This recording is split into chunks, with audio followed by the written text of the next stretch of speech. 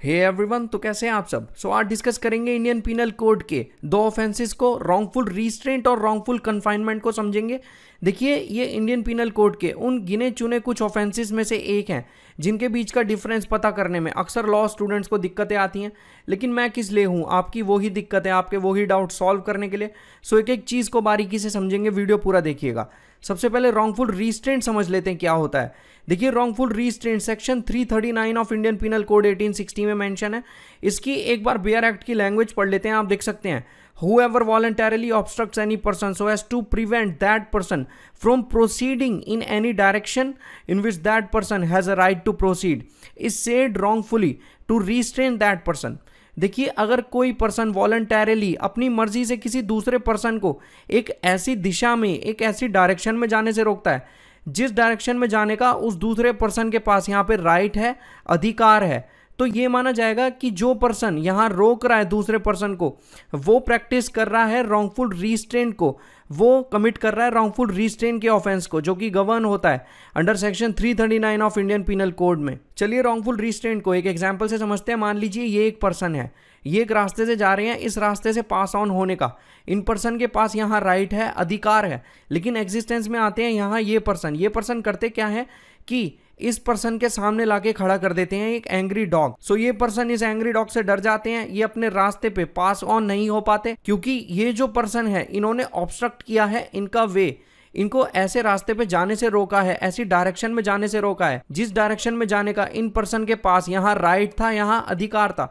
फिर भी ये यहाँ नहीं जा पाते क्योंकि एग्जिस्टेंस में आते हैं ये पर्सन। तो ये माना जाएगा कि ये पर्सन कमिट कर रहे हैं रॉन्गफुल रीस्ट्रेंट के ऑफेंस को इस सिचुएशन में। एक और एग्जाम्पल देख लेते हैं। आप देख सकते हैं, ये एक लेडी है, ये एक रास्ते से जा रही हैं, इस डायरेक्शन में जाने का इनके पास भी राइट है, लेकिन एग्जिस्टेंस में आते हैं ये पर्सन इन लेडी के रास्ते में लाके खड़ा कर देते हैं एक बड़ा सा ट्रक, जिसकी वजह से इन लेडी का वे ऑब्स्ट्रक्ट हो जाता है, ये अपनी डायरेक्शन पे पास ऑन नहीं कर पाती।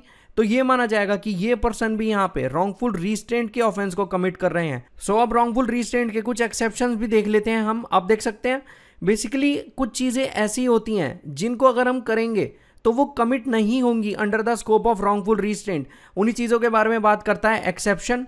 बेसिकली अगर कोई भी पर्सन अपने प्राइवेट लैंड या प्राइवेट वाटर में आने से किसी पर्सन को ऑब्स्ट्रक्ट करता है, किसी पर्सन को मना करता है, तो वो पर्सन जो यहाँ ऑब्स्ट्रक्ट कर रहा है किसी दूसरे पर्सन को अपने प्राइवेट लैंड या वाटर में आने से, तो ये चीज़ मानी जाएगी कि वो पर्सन कमिट नहीं कर रहा है ऑफेंस ऑफ रॉन्गफुल रीस्ट्रेंट को। चलिए, इस चीज़ को एक एग्जाम्पल से समझते हैं। आप देख सकते हैं, ये एक मैन है, ये एक वुमेन है। बेसिकली ये मैन एंटर होना चाहते हैं इन वुमेन के हाउस में, बेसिकली इनकी प्राइवेट प्रॉपर्टी है ये इस वुमेन की, लेकिन ये वुमेन यहाँ पे ऑब्स्ट्रक्ट कर देती है इस मैन को, कहती हैं कि नहीं, ये मेरा घर है, आप इस घर में एंटर नहीं हो सकते। तो ये चीज़ मानी जाएगी, ये जो ऑब्स्ट्रक्शन इस पर्सन का ये वुमेन कर रही हैं, ये रॉन्गफुल रीस्ट्रेंट कहीं से भी माना नहीं जाएगा, क्योंकि जैसा कि मैंने आपको बताया था कि एक्सेप्शंस के अकॉर्डिंग एक इंडिविजुअल को ये राइट है कि वो अपने प्राइवेट लैंड या प्राइवेट वाटर में आने से किसी दूसरे पर्सन को रोक सकता है, किसी दूसरे पर्सन को ऑब्स्ट्रक्ट कर सकता है। एक बार सेकंड एग्जांपल भी देख लेते हैं। आप देख सकते हैं, ये एक मैन है, ये लेडी है, बेसिकली ये इन लेडी का प्राइवेट वाटर है। ये मैन चाहते क्या है कि इस वाटर में एंटर होना चाहते हैं। ये लेडी इन मैन को ऑब्स्ट्रक्ट करती हैं कि नहीं, ये मेरा प्राइवेट वाटर है और आप इस वाटर में एंटर नहीं कर सकते। तो ये चीज़ मानी जाएगी कि ये लेडी जो ऑब्स्ट्रक्शन कर रही है इस पर्सन का, वो रॉन्गफुल रीस्ट्रेंट नहीं है, क्योंकि एक्सेप्शंस की अगर हम माने तो एक इंडिविजुअल को ये राइट है कि वो अपने प्राइवेट लैंड और प्राइवेट वाटर में आने से किसी दूसरे पर्सन को ऑब्स्ट्रक्ट कर सकता है, उस चीज़ में कोई बुराई नहीं है यहाँ। अब समझ लेते हैं रॉन्गफुल कन्फाइनमेंट किसे कहते हैं। रॉन्गफुल कन्फाइनमेंट मेंशन है section 340 of Indian penal code 1860 में। इसकी एक बार बेयर एक्ट की डेफिनेशन पढ़ लेते हैं। आप देख सकते हैं, whoever wrongfully restrains any person in such a manner as to prevent that person from proceeding beyond certain circumscribing limit। देखिए, ये जो वर्ड है certain circumscribing limit, ये बहुत ज़्यादा इंपॉर्टेंट रोल प्ले करता है इस डेफिनेशन में। इसी के बेसिस पे पूरा डिफरेंशिएशन क्रिएट होता है रॉन्गफुल रीस्ट्रेंट और रॉन्गफुल कन्फाइनमेंट में। अगर एक पर्सन किसी दूसरे पर्सन को रीस्ट्रेन करता है, मतलब रोकता है एक सर्टेन सर्कमस्क्राइबिंग लिमिट में, ये माना जाएगा जो पर्सन यहाँ पे दूसरे पर्सन को एक सर्टेन सर्कमस्क्राइबिंग लिमिट में रोक रहा है, वो पर्सन यहाँ कमिट कर रहा है रॉन्गफुल कन्फाइनमेंट के ऑफेंस को, जो कि मेंशन है अंडर सेक्शन 340 ऑफ आईपीसी। देखिए, अगर मैं पीछे चलता हूं तो जब हमने रॉन्गफुल रीस्ट्रेन की डेफिनेशन पढ़ी थी तो उसमें हमने एक वर्ड पढ़ा था डायरेक्शन।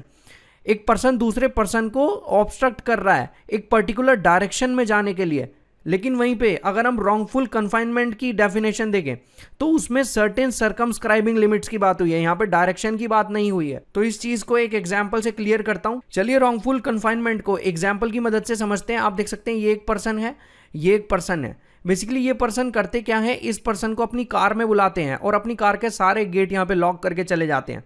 ये पर्सन यहाँ पे कैद हो जाते हैं एक सर्टेन सर्कमस्क्राइबिंग लिमिट में। बेसिकली जब सारे गेट बंद होंगे तो ऑब्वियस सी बात है ये पर्सन मूव नहीं कर पाएंगे किसी भी डायरेक्शन में। सो ये माना जाएगा कि ये जो पर्सन है जिन्होंने इस पर्सन को कैद किया था अपनी कार में, जिन्होंने सारे डोर लॉक कर दिए थे, तो ये पर्सन यहाँ कमिट कर रहे हैं रॉन्गफुल कन्फाइनमेंट के ऑफेंस को। यहाँ किसी डायरेक्शन से कैद करने की बात नहीं हो रही, यहाँ किसी डायरेक्शन में ऑब्स्ट्रक्शन पैदा करने की बात नहीं हो रही।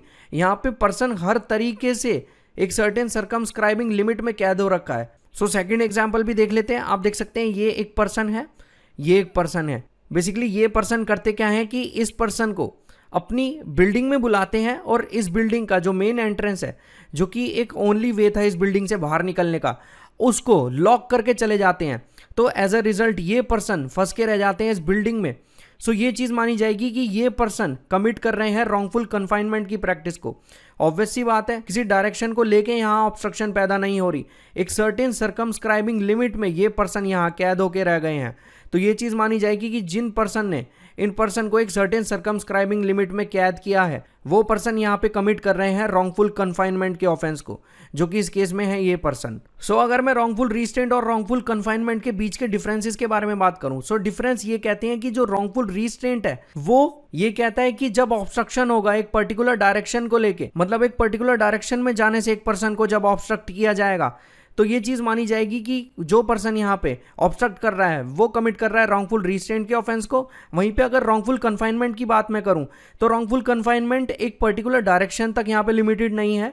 रॉन्गफुल कन्फाइनमेंट सिंपली ये कहता है कि अगर एक पर्सन किसी दूसरे पर्सन को सर्टेन सर्कमस्क्राइबिंग लिमिट में यहाँ रिस्ट्रेन कर लेता है, मतलब सर्टेन सर्कमस्क्राइबिंग लिमिट में यहाँ कैद कर लेता है, वो यहाँ कमिट कर रहा है रॉन्गफुल कन्फाइनमेंट के ऑफेंस को। ये काफी इंपॉर्टेंट चीज है। सिंपली रॉन्गफुल रिस्ट्रेंट एंश्योर करता है पर्टिकुलर डायरेक्शन को और रॉन्गफुल कन्फाइनमेंट यहाँ एंश्योर करता है सर्टेन सर्कमस्क्राइबिंग लिमिट को। चलिए इन दोनों के बीच का ये जो डिफरेंस है उसे एक एग्जाम्पल से समझते हैं। ये एक बॉय है, आप देख सकते हैं।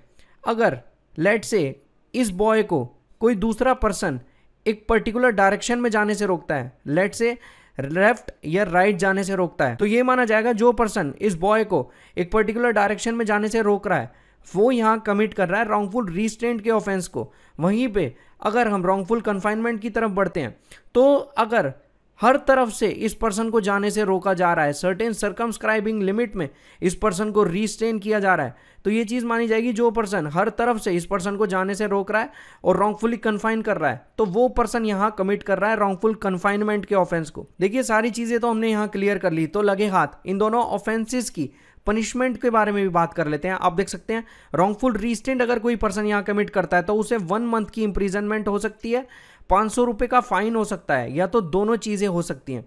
और तो और अगर हम बात करें यहाँ रॉन्गफुल कन्फाइनमेंट की, तो अगर कोई पर्सन रॉन्गफुल कन्फाइन करता है किसी दूसरे पर्सन को, तो जो पर्सन यहाँ पे रॉन्गफुली कन्फाइन कर रहा है उस पर्सन को 1 ईयर तक की इंप्रिजनमेंट हो सकती है, 1000 रुपीज़ का फाइन उसे देना पड़ सकता है, या तो दोनों चीज़ें उसे बियर करनी पड़ सकती हैं। सो मुझे उम्मीद है आज के जो डिफरेंस मैंने आपके सामने पोर्ट्रे किए हैं वो आपको समझ आए होंगे और आज की वीडियो आपको अच्छी लगी होगी। Have a great day.